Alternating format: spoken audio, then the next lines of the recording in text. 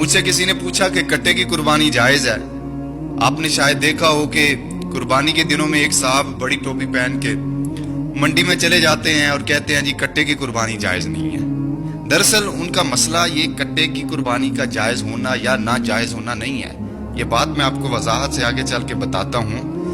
पहली बात तो ये है कि आप सारा साल कट्टे का गोश्त ढूंढ ढूंढ के खाते हैं, लेकिन जैसे ही कुर्बानी के दिन आते हैं आप पार्टी बदल जाते हैं ना। ये बात तो कोई लंबी चौड़ी बहस वाली है ही नहीं। ये इतनी सी बात है कि भैंस जो है ये गाय की मिसल है और ये बहीमतुल अनाम में शामिल है।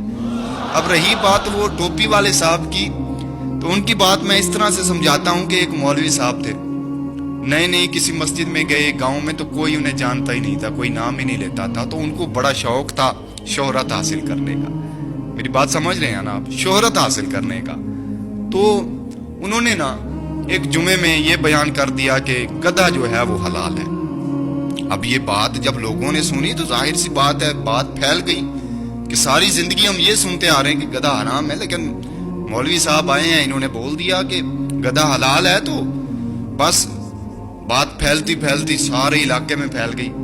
तो लोगों ने पूछा मौलवी साहब आपने किस दलील से ये कहा कि गधा हलाल है? गधा तो हम सारी जिंदगी हो गई सुनते आ रहे हैं गधा हराम है, गधा हराम है, आपने हलाल कर दिया, कोई दलील भी दे हमें। तो मौलवी साहब भी पहुंचे हुए थे, वो कहने लगे कि ऐसे तो नहीं दूंगा दलील, आप उलमा को बुलाएं, सारे इलाके के उलमा को बुलाएं, तब मैं दलील दूंगा। तो सारे इलाके के उलमा पहुंचे कि पता नहीं इनके पास कौन सी दलील आ गई कि गधा हलाल है।